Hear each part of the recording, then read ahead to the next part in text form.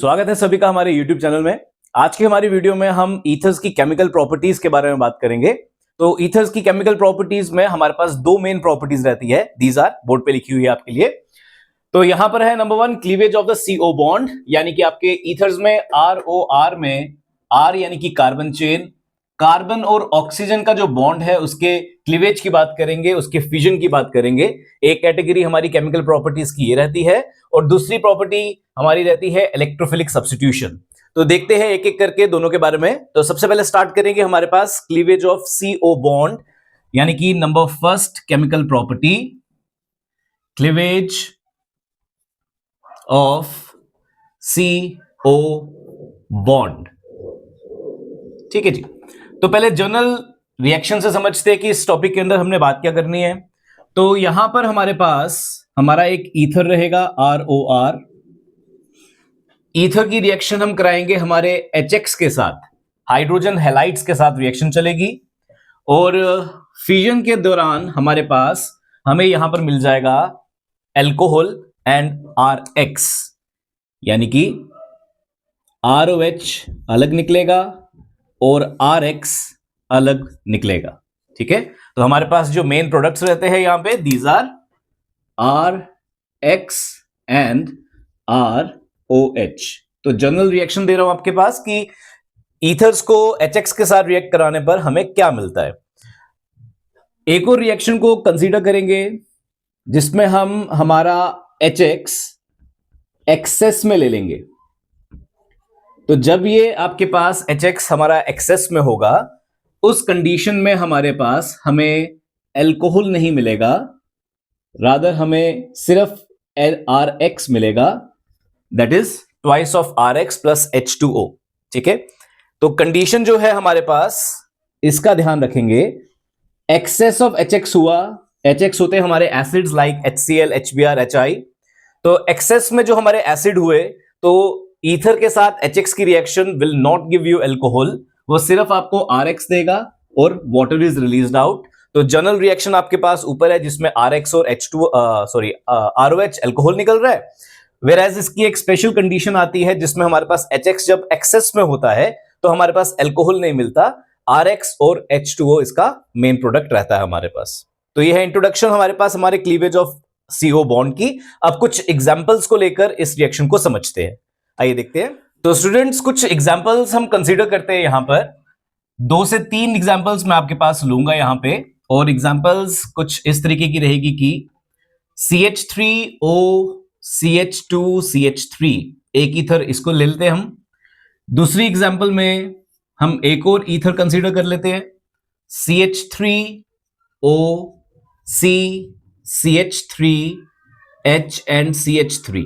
तो एक एग्जांपल हम ये ईथर ले लेते हैं।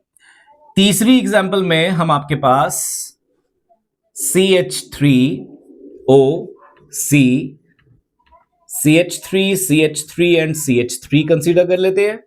एंड एक लास्ट एग्जांपल कंसीडर करते हैं एरोमेटिक ईथर की, जिसमें हम एनिसोल को कंसीडर कर लेते हैं। This is anisole.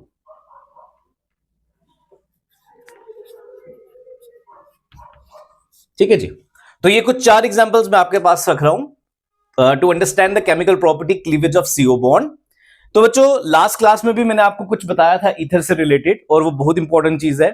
अगर आप अनसिमेट्रिकल ईथर्स बना रहे हो या अनसिमेट्रिकल ईथर्स पर उनकी केमिकल प्रॉपर्टीज देख रहे हो, तो आपको एक चीज का खास ध्यान रखना है, और वो है SN2 मैकेनिज्म। हमारे पास न्यूक्लियोफिलिक सब्स्टिट्यूशन मैकेनिज्म का ध्यान रखना है, जिसमें हमने आपके पास SN2 के बारे में बात की थी। इस मैकेनिज्म के दौरान आपके प्रोडक्ट्स आपको बनाने हैं ईथर्स के केस में। तो होली सोली ईथर्स के बारे में जब भी बात करनी है, जब भी आप इसको प्रिपेयर कर रहे हैं अपने एग्जाम्स के लिए, तो SN2 का ध्यान जरूर रखना है, क्योंकि मेजॉरिटी आपके पास प्रोडक्ट्स जो होते हैं वो SN2 के बिहेवियर के हिसाब से ही बनते हैं।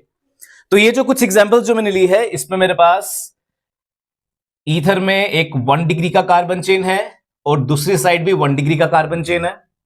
सेकेंड एग्जांपल में 1 डिग्री की कार्बन चेन है और उसी के साथ साथ एक 2 डिग्री की कार्बन चेन है। थर्ड एग्जांपल में 1 डिग्री की कार्बन चेन है और उसी के साथ हमारे पास 3 डिग्री की कार्बन चेन है और लास्ट में हमारे पास हमारा एनिसोल है, एरोमेटिक कंपाउंड जिसके साथ CH3 प्रेजेंट है। ठीक है, तो इन सब रिएक्शंस को समझते हैं एक एक करके। मैं आपके लिए रिएक्शंस कंप्लीट करके दिखाता हूं। तो जब आपके पास आपकी कार्बन चेन में, ईथर की चेन में दोनों साइड 1 डिग्री कार्बन चेन है, तो आप SN2 ही फॉलो करोगे। SN2 फॉलो कराने पर आपको पता है इसकी बेसिक थीम क्या है। SN2 कहता है कि लेस बल्कियर चेन आपकी एल्काइल हैलाइड होगी। ठीक है, SN2 आपने फॉलो करवाना है और रिएक्शन करानी है विद HX। मैं HI ले लेता हूं, HX में HI के साथ रिएक्शन करानी है, SN2 रिएक्शन फॉलो करवाना है। एल्काइल हैलाइड जो बनेगा that will be A less bulkier chain, इसका ध्यान रखना है। तो छोटी चेन को आयोडीन दे दीजिए और जो बड़ी चेन है उसके साथ H जाएगा, यानी कि एल्कोहल बनेगा। तो ये बनेगा CH3 CH2OH। ठीक है, तो ये दो प्रोडक्ट्स आने वाले आपके पास। तो H जो है वो बड़ी चेन के साथ एल्कोहल बनाएगा और जो आयोडीन है वो छोटी चेन के साथ एल्काइल हैलाइड बनाएगा, क्योंकि हम यहां पे SN2 मैकेनिज्म फॉलो करवा रहे हैं। ठीक है, सेम सेकंड एग्जांपल पकड़ते हैं।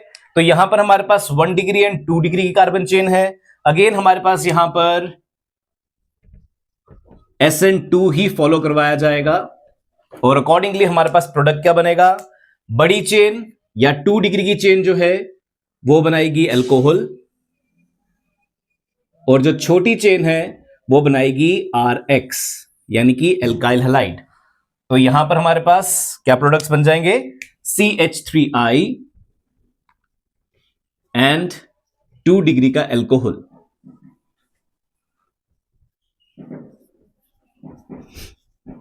ठीक है जी, तो यहां पर हमारे पास अगेन SN2 के हिसाब से प्रोडक्ट बन रहा है और SN2 कहता है कि लेस बल्कियर एल्काइल हैलाइड होना चाहिए। तो दोनों चेन्स में से जो छोटी चेन होगी वो आपके पास RX की चेन होगी और दूसरी चेन आपकी एल्कोहल की रहेगी।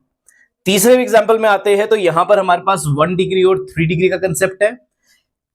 इस रिएक्शन में थोड़ा सा आपको ध्यान रख लेना है कि जब भी कंडीशन ऐसी हो कि ईथर है और ईथर को आप HI से रिएक्ट करवा रहे हो या HX से रिएक्ट करवा रहे हो, तो आपके पास आपको खास ध्यान रखना है 3 डिग्री की कार्बन चेन होने की वजह से यहां पर इस बार SN2 नहीं चलेगा, रादर यहां पर फेवर किया जाएगा SN1 मैकेनिज्म।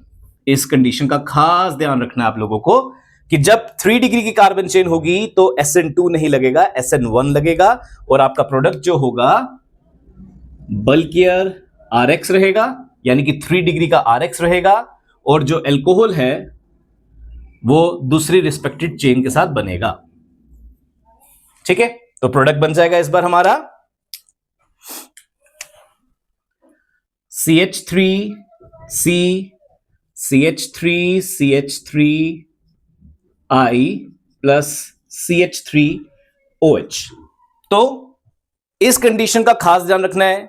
ईथर की केमिकल प्रॉपर्टी पढ़ रहे हो, ईथर की रिएक्शन करा रहे हो विद HX, तो इस दौरान अगर हमारे पास एक 3 डिग्री की कार्बन चेन आती है ईथर में, तो हमने SN2 फॉलो नहीं करवाना, SN1 फॉलो करवाना है और SN1 के अकॉर्डिंग हमारा 3 डिग्री का एल्काइल हैलाइड बनेगा और जो दूसरी चेन है रिस्पेक्टेड वो एल्कोहल बनाएगी। अब ऐसा क्यों होता है कि हर जगह आपके पास ईथर में SN2 SN2 SN2 SN2 SN2 चलता है मगर इस कंडीशन में SN1 चल जाता है? तो देखिए बच्चा, दो फैक्टर्स है यहां पे। एक फैक्टर है हमारे पास स्टेरिक हिंड्रेंस का और दूसरा फैक्टर है हमारे पास stability of carbocation.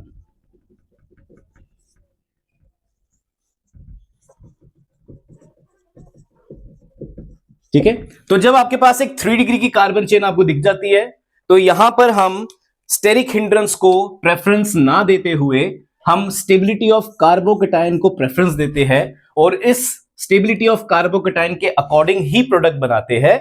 And stability of carbocation की बात की जाए तो 3 डिग्री कार्बोकेटायन की स्टेबिलिटी सबसे अच्छी रहती है और 1 डिग्री की सबसे कम।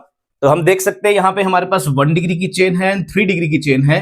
तो 3 डिग्री की चेन इसका कार्बोकेटायन बहुत स्टेबल होता है, इसलिए हम स्टेरिक हिंड्रेंस फैक्टर को कंसीडर नहीं करते हैं यहां पे, रादर हम कार्बोकैटायन की स्टेबिलिटी के अकॉर्डिंग प्रोडक्ट बनाते हैं, तो सिर्फ इसी केस में 3 डिग्री की कार्बन चेन की केस में हम SN1 फॉलो करवा देते हैं और बाकी सब कंडीशंस में हमारे पास SN2 SN2 SN2 फॉलो होगा।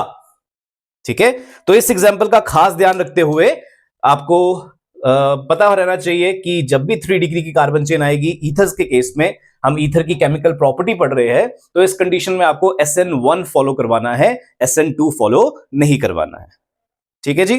तो लास्टली हम बात करेंगे हमारे एनिसोल की। तो हमारे यहां पे बोर्ड पे जगह खत्म हो गई है, मैं थोड़ा बोर्ड क्लियर कर लूं, फिर आपको एग्जांपल देता हूं ये बना के। तो स्टूडेंट्स अब बात करते हैं एनिसोल की। तो एनिसोल हमारा एरोमेटिक या बोल सकते हो फिनोलिक ईथर है। इसमें हम जब HX यानी कि HI डाल देंगे तो हमारे पास अगेन SN2 फॉलो होगा, SN1 यहां फॉलो नहीं होने वाला। क्यों? क्योंकि आपके पास एरोमेटिक कंपाउंड्स न्यूक्लियोफिलिक सब्स्टिट्यूशन नहीं करते हैं। ठीक है जी। तो अकॉर्डिंगली हमारे पास यहां पर लेस बल्कियर चेन का एल्काइल हैलाइड बनेगा और दूसरी साइड हमें अल्कोहल या फिनोल मिल जाएगा। तो हमारे पास यहां पे CH3I हमें मिलेगा और दूसरी साइड हमें फिनोल मिल जाएगा।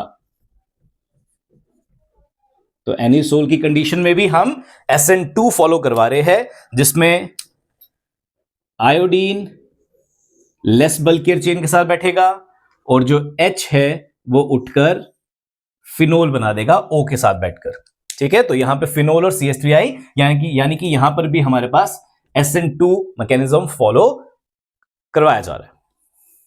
ठीक है, तो this is your chemical property of ethers, जिसका पहला पार्ट हम पढ़ रहे हैं क्लीवेज ऑफ CO बॉन्ड, यानी कि ईथर को तोड़ेंगे तो कैसे तोड़ेंगे और क्या प्रोडक्ट उससे मिलेंगे हमें। तो हम यहां पर HX के साथ रिएक्शन करवाते हैं, SN2 फॉलो करवाते हैं, बट सिर्फ एक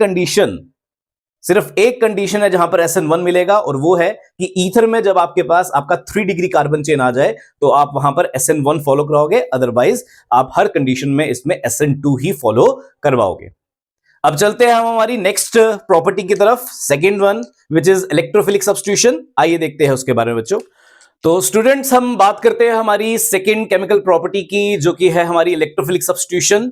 तो इलेक्ट्रोफिलिक सब्स्टिट्यूशन में ध्यान रखना है हमें कि हम यहां पर मेनली हमारे एरोमेटिक ईथर्स के बारे में बात करेंगे। तो एरोमेटिक ईथर्स के बारे में बात चल रही है, बेंजीन वहां पर है, तो आपके पास यहां पर आपकी halogenation, nitration, sulphonation, Friedel Crafts alkylation and Friedel Crafts acylation, ये सब चलने वाली है। बट एक चीज का ध्यान रखेंगे कि ये जो हमारे पास हमारा फिनोलिक ईथर है या एरोमेटिक ईथर है, ये हमारे पास OP डायरेक्टर्स होते हैं, तो उसी के अकॉर्डिंग यहां पर हमारे पास प्रोडक्ट बनेगा। बिल्कुल बेसिक सी हमारे पास यहां पे सब्स्टिट्यूशन चलने वाली है, कोई स्पेशल केस नहीं है, कोई इंपॉर्टेंट चीज नहीं है यहां पर अलग सी। तो आपके पास बात करते हैं इनकी रिएक्शंस की, आइए देखते हैं। तो इलेक्ट्रोफिलिक सब्स्टिट्यूशन के अंदर नंबर फर्स्ट हम कंसीडर कर लेते हैं हमारी हैलोजिनेशन। एंड हैलोजिनेशन के अंदर हम बात कर लेते हैं ब्रोमिनेशन की।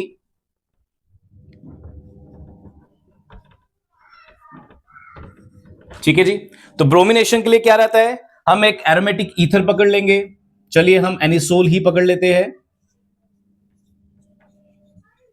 हमें पता है एनिसोल यानी कि फिनोल्स हमारे OP डायरेक्टर्स रहेंगे यहां पर, नॉट फिनोल सॉरी, हमारे ईथर्स जो है, एरोमेटिक ईथर्स जो है, ये हमारे OP डायरेक्टर है, और OP डायरेक्टर होने की वजह से यहां पर हम ब्रोमीन डालेंगे इन इथेनोइक एसिड, और हमारे पास हमारा प्रोडक्ट मिलेगा हमें ortho and para.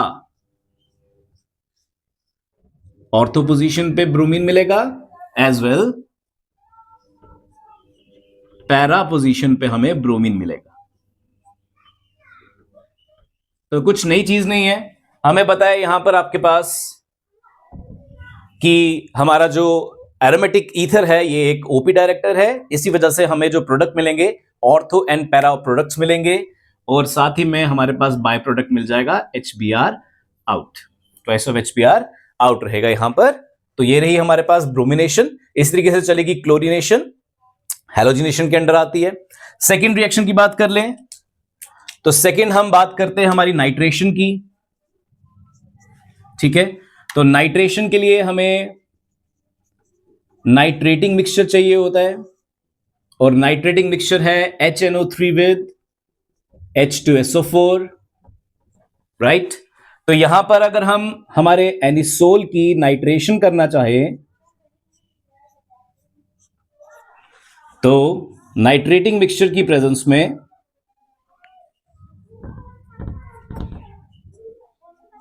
HNO3 and H2SO4 की प्रेजेंस में हमारे पास यहां पे नाइट्रेशन चलेगी और सेम हमारे ऑर्थो एंड पैरा प्रोडक्ट हमें मिलेंगे अकॉर्डिंगली। ऑर्थो पोजीशन पे nitro group as well para position पे नाइट्रो ग्रुप।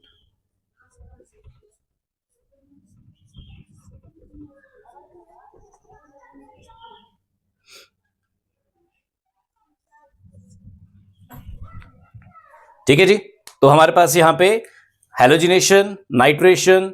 अब नेक्स्ट देख लेंगे फ्रिडलक्राफ्ट एल्काइलेशन एंड एसाइलेशन। आइए देखते हैं। तो स्टूडेंट्स बात करते हैं फ्रिडलक्राफ्ट एल्काइलेशन की। फ्रिडलक्राफ्ट एल्काइलेशन में एनिसोल कंसीडर कर लेंगे। एनिसोल में हम RX को इंट्रोड्यूस करेंगे। चलिए CH3Cl इंट्रोड्यूस करते हैं in the presence of suitable Lewis acid.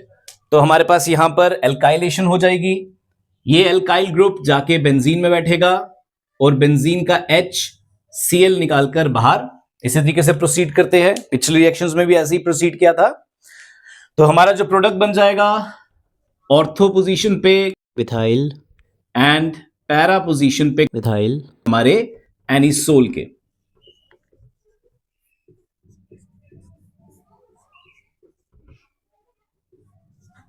तो ऑर्थो एंड पैरा प्रोडक्ट्स मिल जाएंगे, साथ ही साथ बाय प्रोडक्ट में हमें HCl मिल जाएगा बाहर।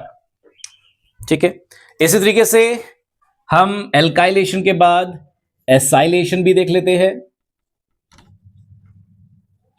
और एसाइलेशन कराने के दो तरीके हैं हमारे पास। एक है via your acid chloride and number 2 acid anhydride. तो दोनों में से एक आपके सामने परफॉर्म कर देता हूं। एनिसोल लेंगे, इसमें हम एसिड एनहाइड्राइड डालना चाहते हैं तो एसिड एनहाइड्राइड डाल लेंगे।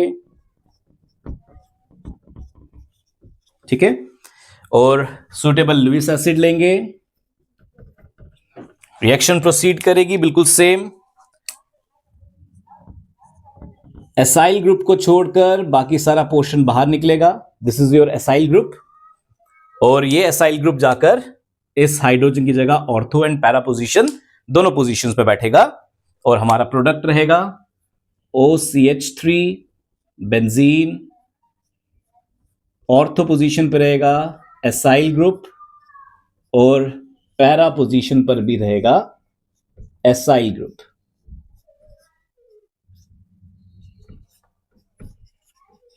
एंड बाय प्रोडक्ट हमारा कार्बोक्सिलिक एसिड रहेगा इस केस में, और वो बाहर। ठीक है, तो इसी तरीके से इलेक्ट्रोफिलिक सब्स्टिट्यूशंस चलेगी। यहां पर OP डायरेक्टर है हमारा एरोमेटिक ईथर। तो आपके पास nitration, halogenation, sulphonation, Friedel Crafts alkylation, acylation, इनमें कोई स्पेशल केस नहीं है। नॉर्मल से आपने रिएक्शन करवानी है, आपको इस पे अच्छे से होल्ड होना चाहिए क्योंकि ये हर चैप्टर में रिपीट होती है आपके पास दीज इलेक्ट्रोफिलिक सब्स्टिट्यूशंस। तो इसी के साथ हम हमारी केमिकल प्रॉपर्टीज खत्म करेंगे स्टूडेंट्स। ईथर का टॉपिक खत्म रहेगा, हमारा पूरा चैप्टर खत्म रहेगा, alcohol, phenol and ether. Next video में हम नेक्स्ट चैप्टर के साथ मिलेंगे। धन्यवाद, जय श्री राम।